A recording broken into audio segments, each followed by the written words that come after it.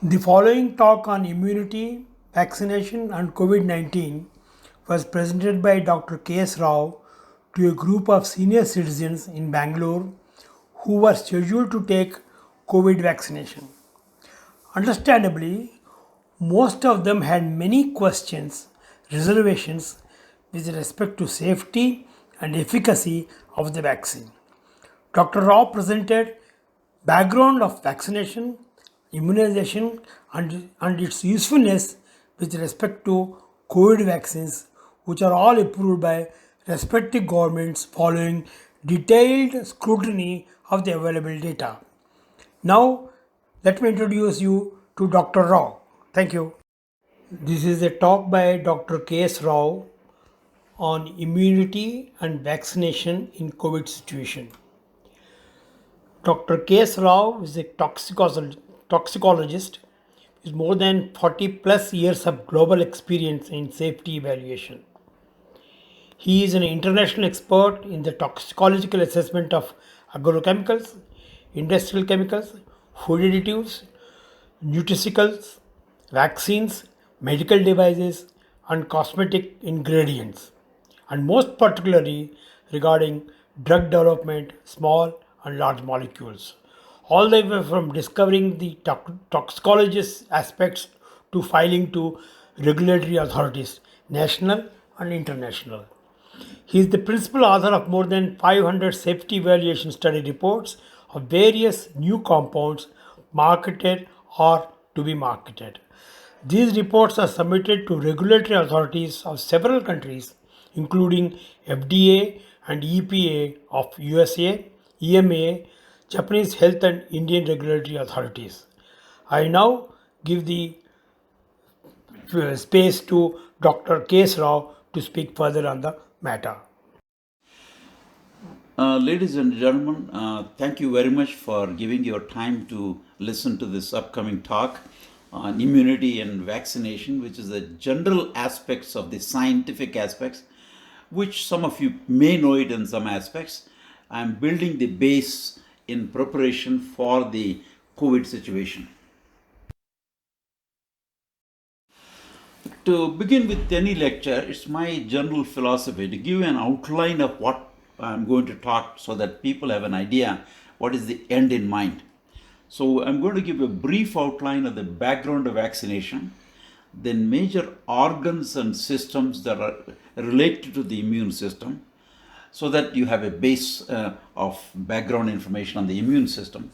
Next is what is immunity and the different types of immunity.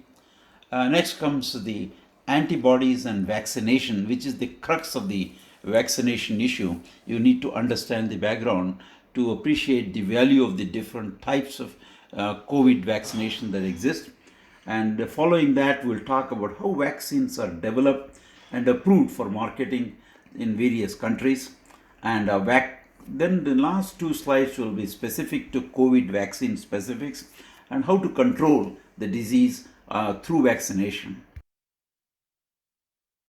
In terms of the background, I want to give the whole credit to the inventor of the vaccine or the concept of vaccine process is Dr. Edward Jenner, a physician from England, who actually noticed back in the 1700s the milkmaids who were actually withdrawing milk from the cows, and they were not actually susceptible for the smallpox and particularly cowpox. As a result, he took a piece of the pus from the cowpox from one human being, so not cowpox, sorry, smallpox from one human being to another, and he showed that the reason the cowmaids are not susceptible is they are already exposed. Likewise, he developed the smallpox vaccination by transferring the infection from one individual directly scratching on the surface of the skin of others. Thank you.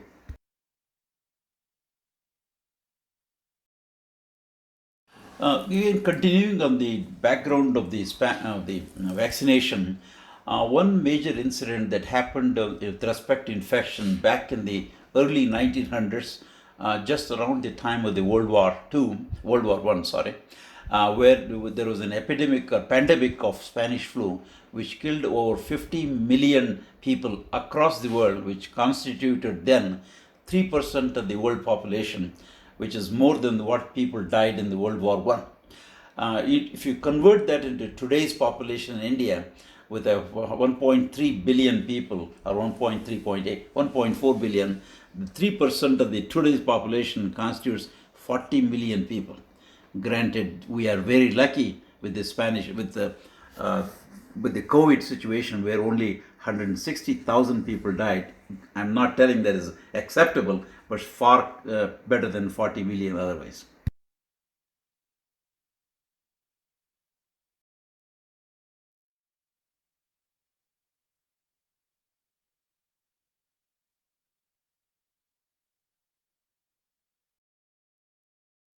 Now, with the background on vaccines and vaccine history, now we'll move on to the basics of the science, where we'll discuss the major organ systems in the body.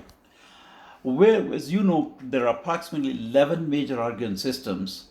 10 of the 11 organ systems are specifically designed for a particular organ. For example, digestive system is stomach, intestines. Hepatobiliary includes the liver and the bile duct. So again, like that, cardiovascular, lymphatics, respiratory system, nervous system, each one has a major organ per se. When you come to the immune system, there is no particular organ at all. It is very bizarre. In fact, the immune system was the last one to discover in the development of biology.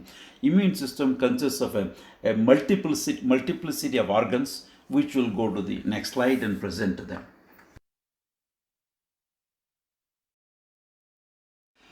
In the next slide or two, we'll discuss the organs and the cells that constitute the immune system. Now, let us look at this current slide, which consists of 8 different, I would say, organs and tissues which constitute or contribute to the immune mechanisms. Number 1, tonsils and adenoids, which are in the neck area, thymus, lymph nodes, spleen, Peyer's patches, they are in the intestinal wall, lumen wall, appendix, part of the gastrointestinal tract, lymphatic vessels, and bone marrow. All these, they all belong to different organ systems, but in terms of the functionality, they all contribute to the immune system.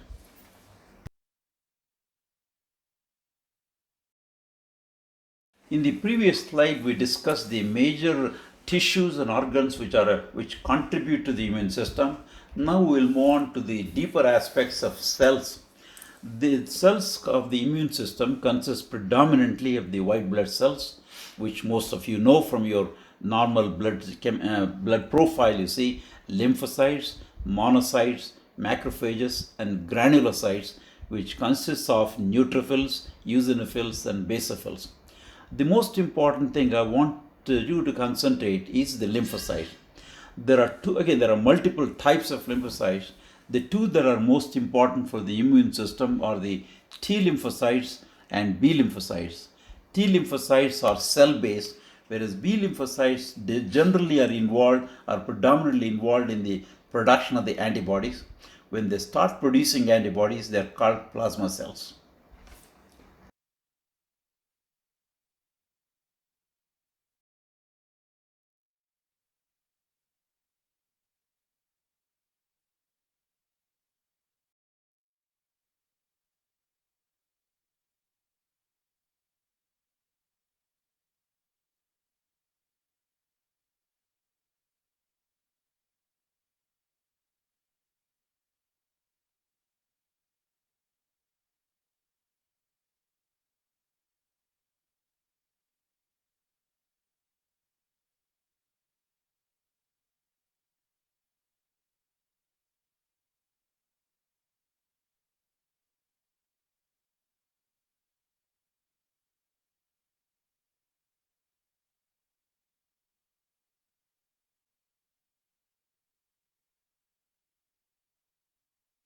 After having learned the organs and cells that constitute or contribute to the immune system, we'll talk about all the types of immunity.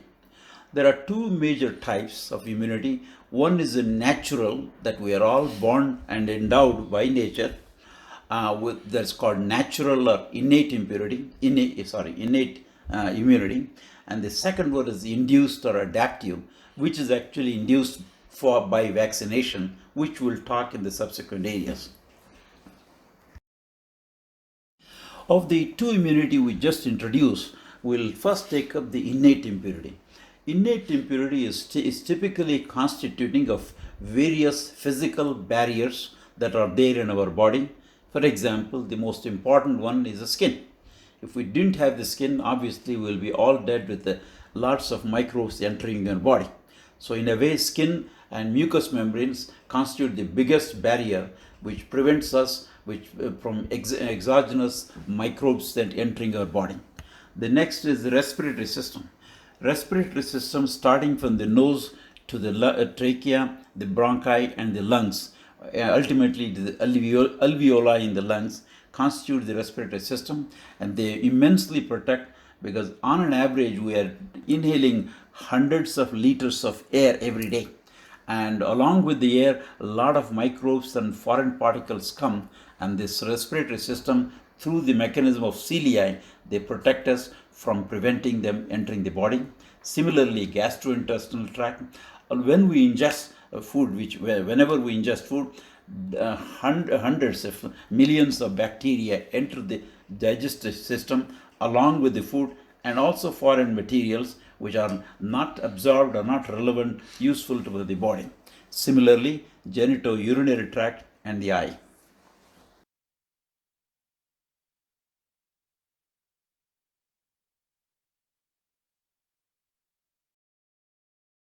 We just talked about what constitutes the innate immunity. Now let us understand what are the characteristic properties of the innate immunity.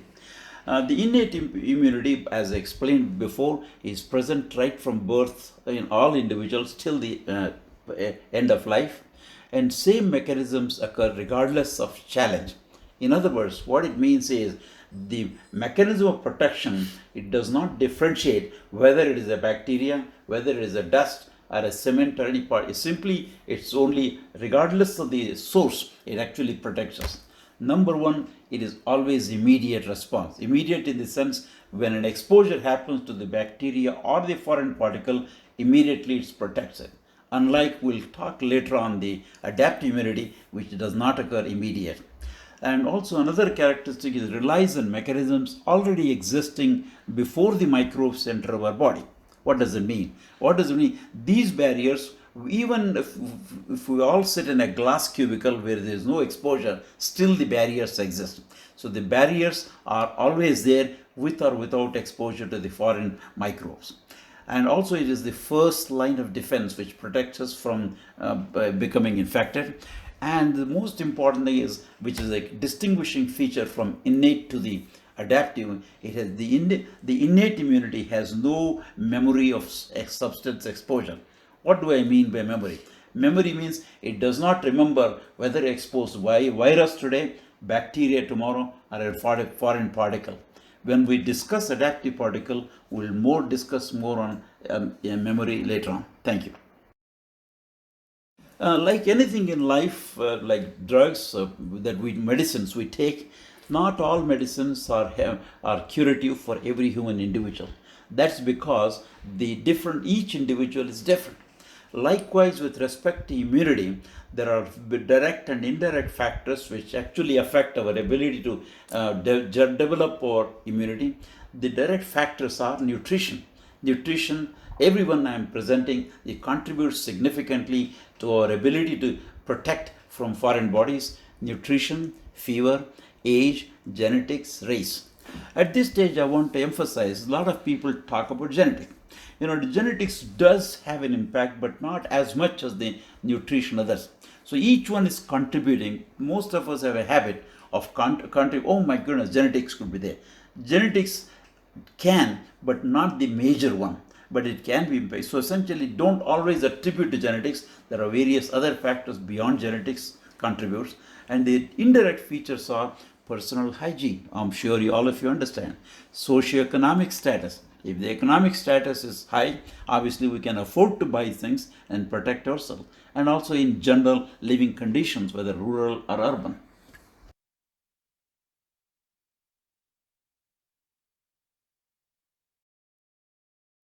Okay, now let's take a pause and just go back and see what we covered.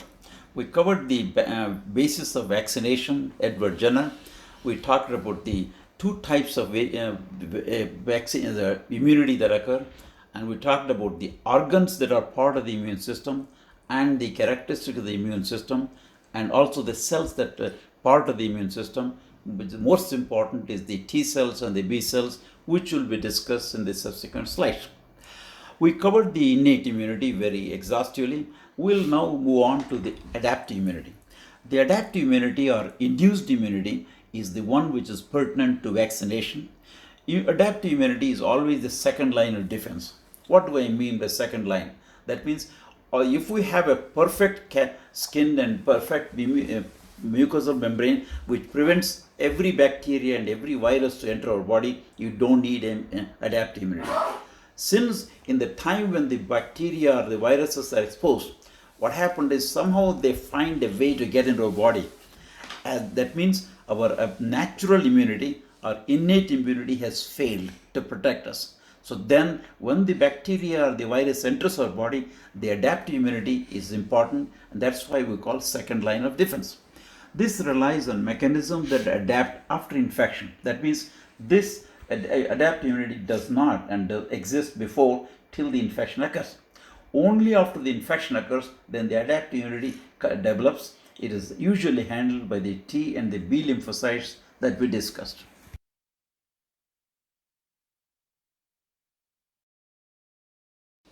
So in terms of adaptive immunity, let's go a little deeper. What is involved in this? Adaptive immunity is usually acquired or developed by either as a result of infection or by given through vaccination. We'll talk about vaccination more later on.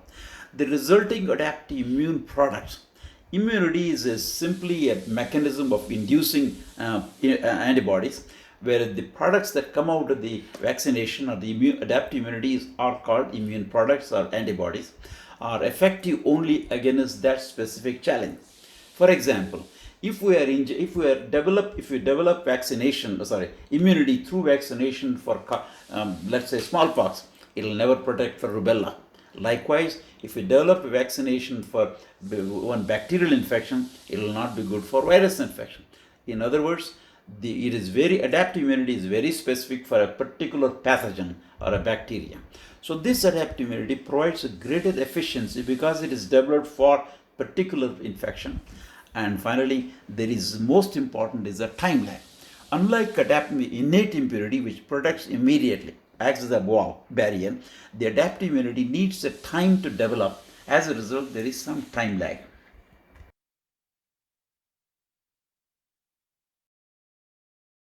Just like earlier when we are discussing innate immunity, we talked about what are the characteristics of the innate immunity. Now we are discussing adaptive immunity or the induced immunity. Let us also learn what are the characteristics of adaptive immunity which ultimately have an impact of vaccination or protection. One is, as I just discussed, adaptive immunity is very specific for that particular pathogen. The second and the single most important thing, adaptive immunity, is memory. We discussed earlier memory. I also indicated we'll discuss memory more. Now we'll discuss more memory. The memory, what happens is when an infection happens because of bacteria or a virus, the cells develop a type of a memory. And once the infection passes, once infection is eliminated from the body, no longer there are some T cells and B cells which have the memory of exposure of that pathogen. As a result, they become docile, or they're in a dormant state, they reside in the body. So that's called the memory cells. These are memory cells specific for that particular pathogen you are exposed. Then the acquired immunity possesses the following three stages, very important. One is recognition. That means once you have infection is exposed, then there is a time lag of recognition. Then after having recognized, they have to act. That means the activation stage, that's called second stage, activation stage. Again, there's the lag from recognition to activation. And finally, the most important thing is effective prevention of the pathogen. That's called the effector stage. there is a time lag. Each one has a time lag as opposed to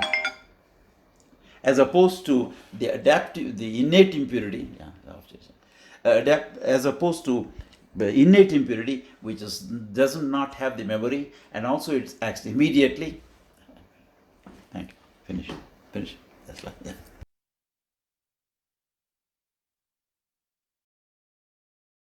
We discussed at length in the last 2-3 slides adaptive or induced immunity. In this one, we'll go a little deep to find out what are the major effective cells that are there.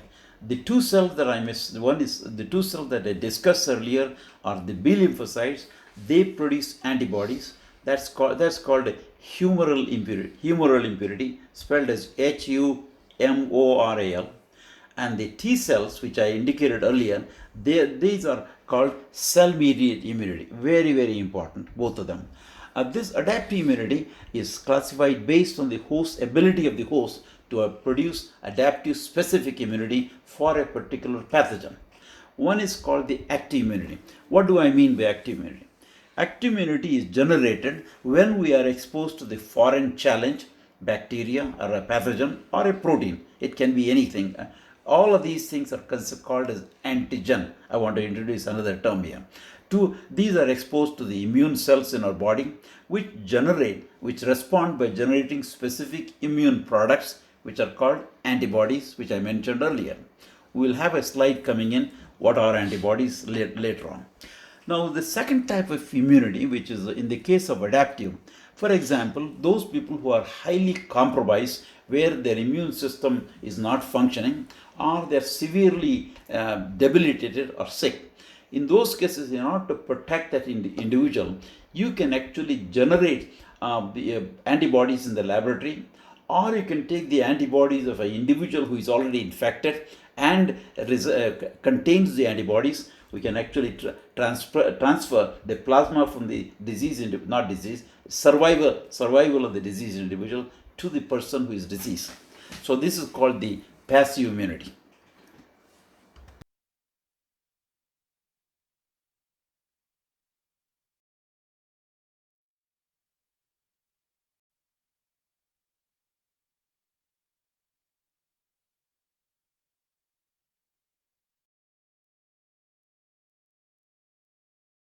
So we discussed in the previous slide antibody. I told very briefly.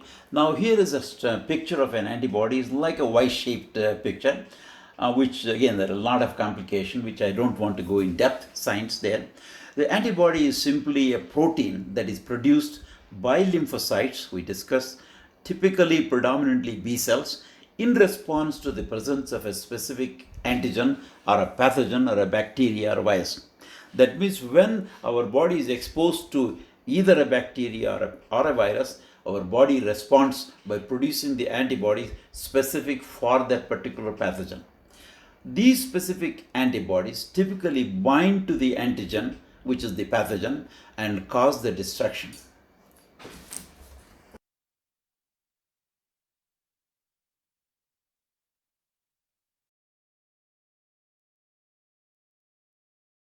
In this slide that you are seeing is a pictorial, a diagrammatic way of how the pathogen binds to the antigen or vice versa, how the antibody contacts the pathogen or the antigen and destroys it. The body is exposed to a usually in a vaccination case, we typically inject a weakened or a dead pathogen or some parts of the pathogen, where we actually boson binds to the antibody and then destroys. Pictorially, it is very nice, you will see it.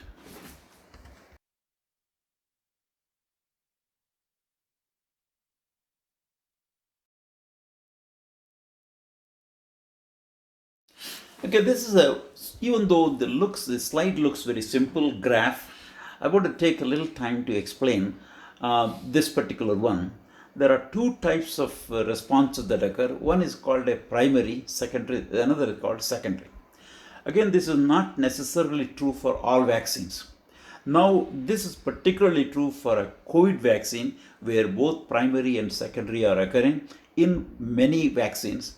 Although there is a just released a new vaccine from Johnson and Johnson, which requires only one injection. But besides that, but many vaccines are injected more than once, or typically twice. As a result, whenever we inject, for example, the antigen or the vaccine first, then there is a latent period or a lag period before you get a response. We discussed earlier, that's called the latent period. That means there is no immediate protection is not there. You have to wait at least a few days to few weeks before you get the first response. In some vaccines like tetanus or many other things, immediately one injection is sufficient. So far, what we have discovered in the COVID vaccination, which is still under early stages of development, the existing 2 or 3 vaccines that are there, they need more than one injection. So as you will see in this graph, the first injection resulted in a peak of antibodies, which is slightly lower than the next peak coming up. Granted, at that time you still certainly can protect immediately, no problem at all. However, in order to generate higher levels of antibodies, you need a second, which is called a booster dose of the specific vaccine after a gap period. If you just immediately give one after another, it won't be effective because the body needs the lag period to develop the second response. You have a lag period before starting the first response, the lag period after the first injection, then you need a booster injection, then you need another week or so, a week to 4 weeks to develop the peak antibody levels for the second response.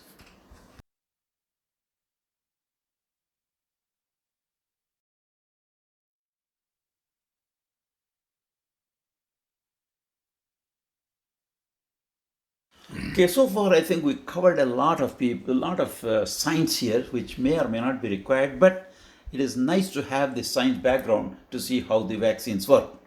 Now we'll move on from the basic sciences of cells and organs and tissues, move on to the specifically to vaccines. Now we ask the question, how do the vaccines really work? Usually a small, I call it safe, which is really not, there is nothing absolutely safe in life. A small safe dose of an antigen usually is administered either by injection, most of the time. However, in the case of polio, it is typically given orally. You may ask the question, why not orally in all cases? In most cases of injection, when you give orally any antigen, there is digested in the digestive tract. As a result, most vaccines are injected directly in the muscle or in the other parts of the body where it can be absorbed directly to the blood. Now, this actually injection results in primary response we just discussed in the slide before. This primary response is typically sensitizes some lymphocytes, which we call a clone. Not all lymphocytes are sensitized. That's why we call it clone, a subset of the lymphocytes.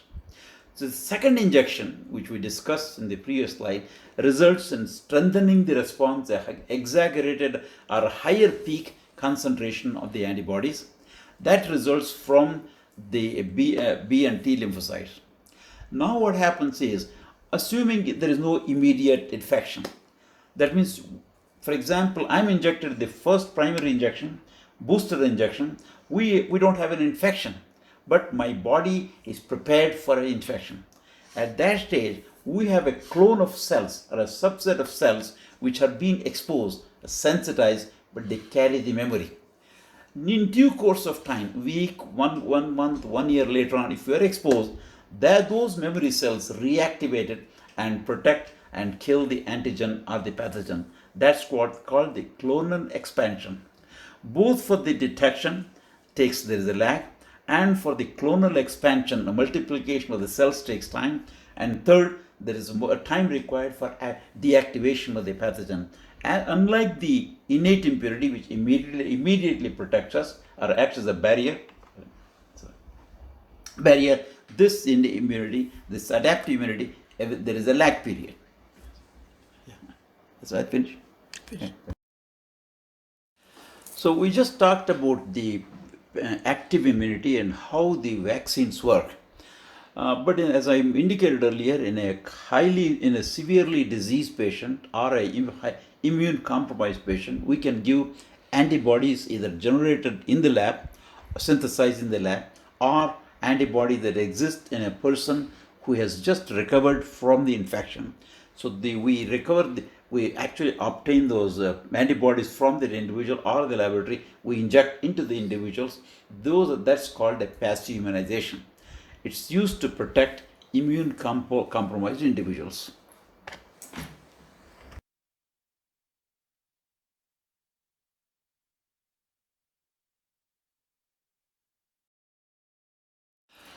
In the last few slides, we covered a lot of vaccines and vaccinations, antibodies and T cells.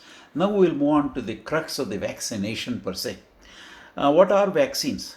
Vaccines can be a whole variety of different types of materials. In the olden days, Edward Jenner really took the pus of a person who has the smallpox and is scratched on the skin of a normal individual to develop antibodies, immunization. Granted, that is very crude. For the year 1700s, the 300 years ago, that was darn good as start the scientific aspects of immunization. Later on in the last 100 years, the major mechanism of production of vaccines is killed organisms. The same bacteria or the same virus which produces the disease, we kill them, and then the antigen that are there in the vaccine, in the bacteria and the viruses are injected, which are not pathogenic. They result in production of antibodies. Now, afterwards, then somebody came up with the concept of inactivated toxins. In the case of tetanus, you really don't inject the tetanus bacteria. You inject actually toxin produced by the tetanus bacteria. We inactivate and inject. It produces vaccination. So these first three types are the older types. Still, they are very good. I don't mean to say they're bad today. But however, as the science is developing, advancing, now we are coming to the subcellular or molecular mechanisms of production of vaccines. And these days, the bulk of the vaccine, the newer ones, they're coming up with the subcellular fragments. What do I mean by that? The cell contains the nucleus, the cytoplasm, the mitochondria, or various things like that, including endoplasmic reticulum. You can take any portion of it, depending upon which works. Those are called subcellular fragments. So you can take any one of them which works in that particular situation. And now we graduated to the next level where we go directly to the DNA, deoxyribonucleic acid. We take the DNA of the microbes or the bacteria or the virus, and then we modify that and inject. And the latest one, which is currently being used only exclusively for the COVID vaccine, is mRNA, which is called messenger RNA. Messenger RNA is an RNA produced by the DNA, where DNA is transferring the message from the DNA to the cytoplasm to produce proteins. And that is exactly used in the current vaccines produced by Pfizer and what is this one? mRNA. Yeah, this mRNA company. Thanks.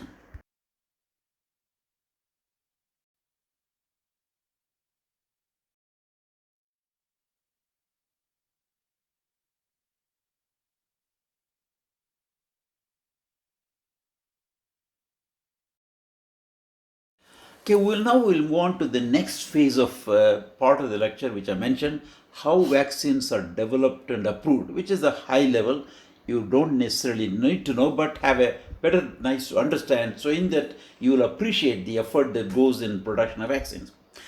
First are all like any other development of drugs or chemicals or pesticides or cosmetics, you always want to test in non-humans, typically animals. First, they are always tried, in the case of vaccine, they are tried in mice, ferrets, and monkeys. In some other cases, could be different. So typically, they are always tried first, where we actually infect these animals and then inject the vaccine and see whether it works. In most cases, in cases where it works, granted, let me tell you, about 50 to 80% of them fail right there. That means they don't work. Then the researcher has to go back and restart all again, develop a new type of vaccine, test animals. After having tested it works in animals, then we move on to the humans. In the case of humans, we really don't give the infection. We give the vaccine that is not active. Not active means not infective to the humans and study the production of antibodies we discussed earlier. Vaccines are, as I said earlier, is an antigen. When you inject an antigen into humans, normal human beings, it produces antibodies. So what we do is the next phase of studies are human testing, where we inject the antigen into humans, normal human beings, to see whether they produce antibodies. And this, there is a next slide coming in different phases we'll cover there. Then at the same time, when these human studies are going on, the manufacturing people has to think of how we can produce larger quantities. The question comes in, is the larger quantity a subset of the human population, which is currently 7 billion people? Is it 1 million, 100 million, or a billion, or a couple of billions, as in the case of COVID? In the case of COVID, we need to vaccinate the entire human population. That means we need mega plants. So these manufacturing people investment has to happen while the research is going on. So once the vaccine is tested in animals and humans, manufacturing has to be ready to produce. Otherwise, we'll be losing a lot of time and hundreds and thousands of lives. So there is a lot of investment that goes on in developing the manufacturing capability. While the manufacture is going on, we need to also study whether the vaccine is stable, how stable it is, what conditions of storage, what conditions of package, transportation, logistics. All these things are going on before they come to the market, before even the data is submitted to the government agency for approval. Now, once all this data is ready, then the company which produces this vaccine packages all this data, puts it in an electronic format, submits the data to respective government agencies. In the case of the US, it is FDA. In the case of the Europe, it is European Medical Agency, EMA. In the case of India, it's the Director Control of General of India, DCGI.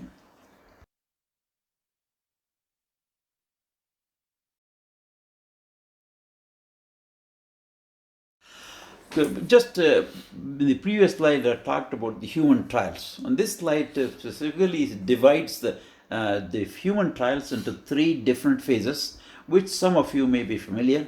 First one is called the phase 1, where typically approximately 20 to 100 healthy volunteers are taken, injected with the developmental vaccine. It is not a vaccine, it is simply a vaccine that has been proved to be producing antibodies in animals. We test them in few humans individuals to see how the safety. Here is only safety, whether the normal human beings are able to tolerate without any adverse effects. After having done the phase 1 trial in approximately 50 to 100 individuals, we move on to the phase 2.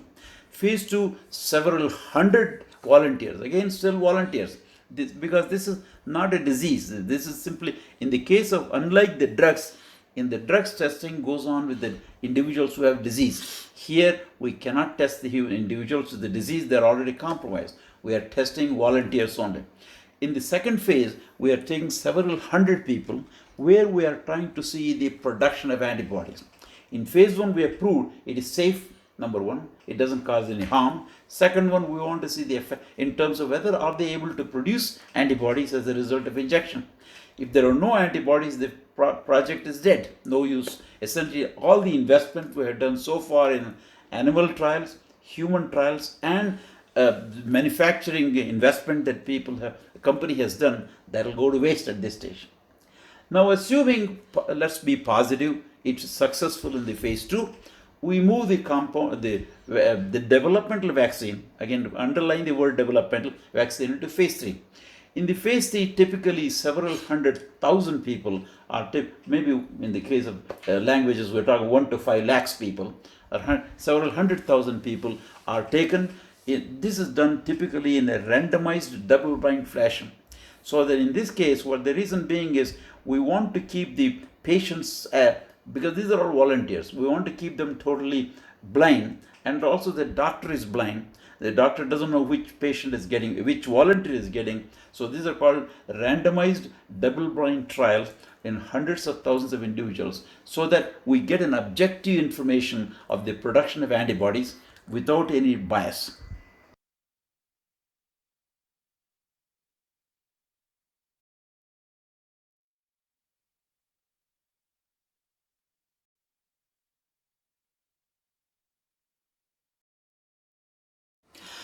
Okay, Since this project of COVID vaccination is very current and dynamic, the next two slides are will be applicable only as of today, because the science and the development of vaccines is rapidly moving very fast. As a result, take into consideration when you are listening, the things may have changed. A lot of people that currently are asking who have not taken the vaccine. In fact, 95% of the people have, as of today, have not taken the vaccine. Only the frontline workers are being given vaccinations. Very soon, the elderly people and the other younger people will be given later on. So the question, since there are 3 or 4 different types of vaccines available in the market, each with a different profile, different safety factors, and different effectiveness, are asking the question, which one is good? Let's ask the question, in a typical pandemic situation, when you have a pandemic situation, the objective is to protect, is to save lives. That's all is there. We may have even infection, not a problem. Can we save the lives? So under that condition, most regulatory agencies have a very liberal process of accepting the vaccines. If a vaccine is protecting in 50% of the patients, it's accepted, because you are able to survive 50% of the population. That's more. As a result, as of today, there are 3 different vaccines that are being currently produced or marketed, approved in the market. They are all above 50%. Granted, one of them is 95%, the second is 90%, one is 60%. All of them are typically good to protect the lives of human beings.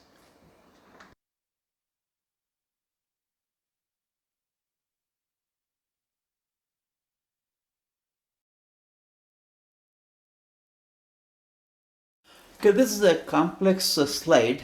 Let's go a little slowly. I have just depicted 3 different types of vaccines that are currently just produced, approved by various governments across the world, and available for vaccination of human beings. The first one is a Covishield, which is actually licensed by Serum Institute of India, which is located in Pune, in this practically central part of India. Covishield, which is licensed from Oxford AstraZeneca joint venture. Talking of the Serum Institute is one of the single biggest vaccine manufacturing company in the world. In fact, Serum Institute supplies to hundreds of countries around the world the vaccines, multiple. There are, at least they produce, to my knowledge, 20-25 different types of vaccines they produce, and bulk of the vaccines are exported to various countries across the world. So we are very proud of this company, and they are extreme. And I visited this company. I know the scientists, people. They're very nice company, and we are really happy to have that in India. This vaccine, based on all the research work done in England, is completing practically phase 3 trials, has been shown to be effective in typically 90% of the people. The human trials that are done in England included populations across different ethnic culture, both Caucasians, blacks or colored ones, or whatever you call it, and also Indians. So essentially, and Chinese. So essentially, whole spectrum of population are included. Essentially, this is a much better data with respect to human trials, and that is approved in the UK, of course, and also approved in India, and it is available for injection. It is going on right now. However, in spite of that, the Indian government and the Serum Institute together have decided to do some more trials in India, which are in progress concurrent with vaccination.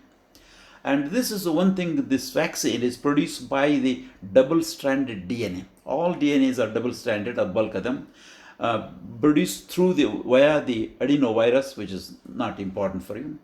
The next virus, which is produced, the next vaccine that is called Covaxin, is produced by another Indian company, which is called Bharat Biotech, located in Hyderabad, my home city. Unlike the Covishield, which is actually licensed from outside, Covaxin is indigenously in India developed, invented, and researched and produced in India, and by Bharat Biotech. Since they had to do research and starting in discovery of vaccine, development of vaccine, it took a little more time compared to the Covishield.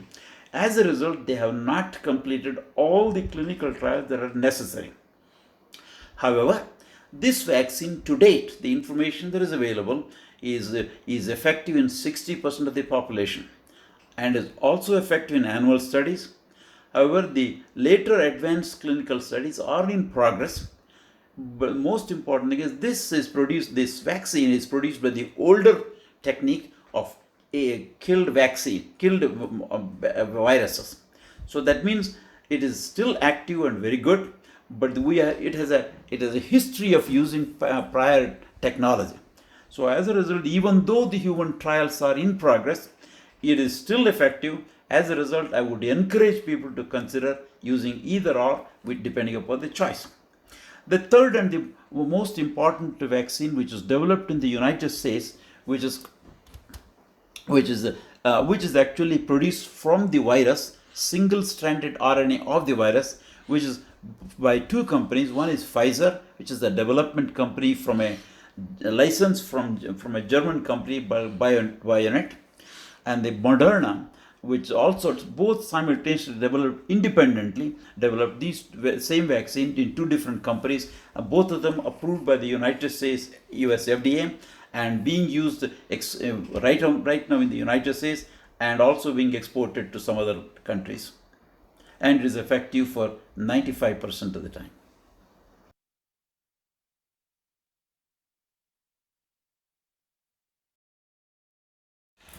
Okay, this is the last slide of the presentation.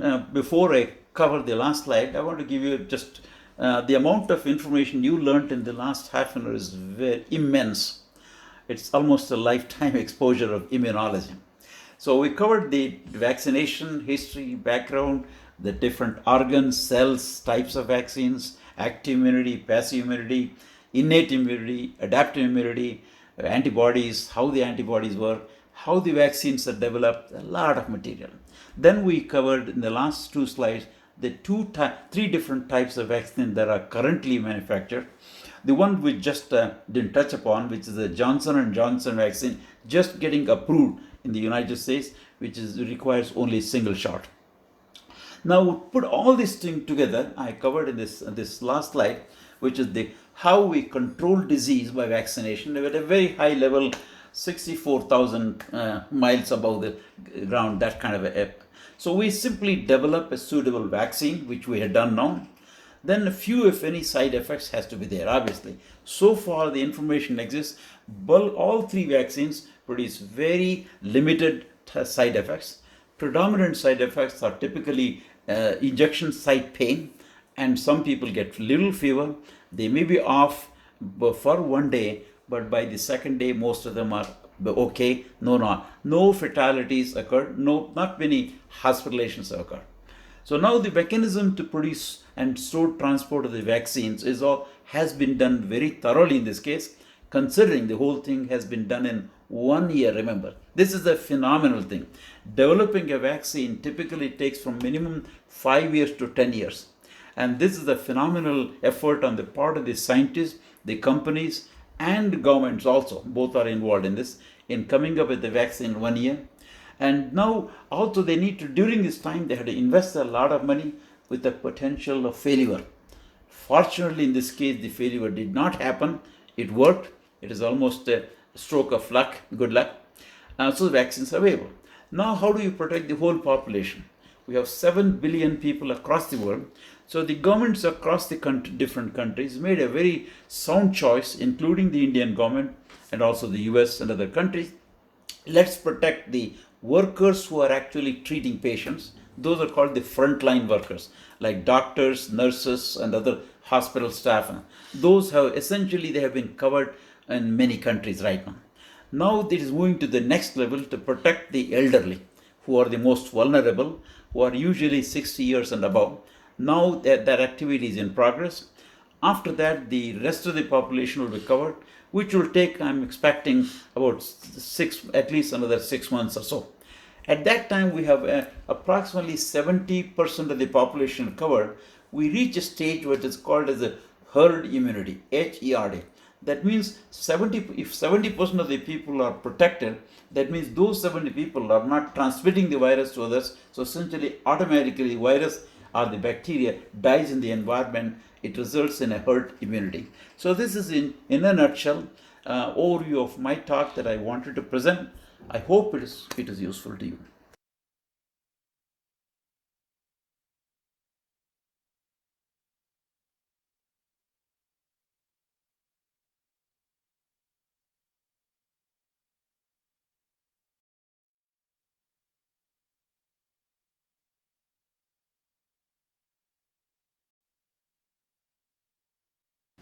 In closing, I also want to tell you certain things, development that are happening in other parts of the world which I did not have the access to the data. That's the reason I did not cover.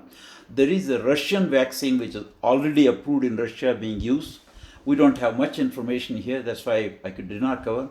There is also a Chinese vaccine available which is being used in China, and it is likely in due course of time, in the next maybe year or so, new vaccines will come, and also new types of vaccines will come where we may have a new technology. So it is the evolving area, and certainly future time will cover. As of this time, it's only 28th of February 2021. This is what we covered. This is to educate in general the lay public, to give the background of the vaccination so that the fear of vaccination will go away. Because at this stage, many people are concerned, was there any adverse effects? So as a result, I hope I have given enough information to show you that these vaccines currently being produced, they are relatively very safe. The adverse effects are very minor, and there is no problem in taking, and it is foolhardy not to take vaccination, so that you will be endangering yourself and endangering your surrounding people.